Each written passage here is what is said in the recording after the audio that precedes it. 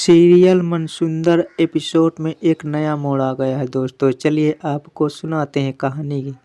नहर और रूही की हुई मुलाकात। तभी नहर ने रूही को बताया सारा सच और रूही नहर के साथ आई घर वापसी। सभी के सामने सोनी और शीतल का हुआ पर्दाफाश। जी हाँ दोस्तों, अब ऐसे में जब अगले दिन रूही स्पर्श के साथ नहर के ऑफिस जाती है उस मीटिंग करने के लिए, और जहां दूसरी तरफ नहर आ रहा होता है।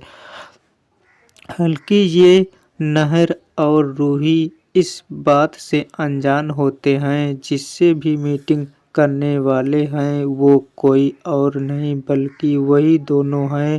तभी रास्ते में बारिश होने लगती है जिसके कारण नहर को यहाँ दूसरी तरफ रूही और स्पर्श को वहीं रुकना पड़ता है। जब नहर और रूही एक दूसरे के करीब थे गुजर रहे होते हैं तभी रूही का हाथ नहर के हाथ से टच हो जाता है, जिससे नहर को एहसास हो जाता है कि रूही उसके आसपास है और अभी-अभी उसका हाथ रूही के हाथ से टच हुआ है। तभी स्पर्श रूही को अपने साथ एक सुरक्षित जगह पर ले जाता है। यहाँ दूसरी तरफ नहर रूही को हर जगह ढूंढता है लेकिन रूही कहीं भी नजर नहीं आती है। तभी कुछ समय बाद बारिश रुक जाती है और नहर अपने ऑफिस पहुंच जाता है और दूसरी तरफ रूही स्पर्श के साथ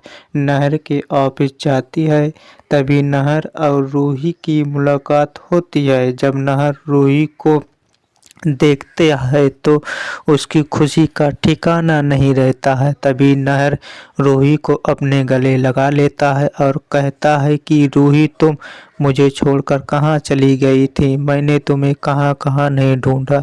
मैंने तुम्हें केवल एक मामूली सी कागज पर साइन करने के लिए कहा था और तुम इतनी छोटी सी बात के लिए छोड़कर चली गई। तभी रूही नहर को पहचानने से इनकार कर देती है और कहती है कि आप कौन हो?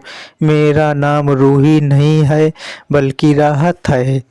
तभी स्पर्श नहर से कहता है कि आपको कोई गलतफहमी हुई है क्योंकि इनका नाम राहत है।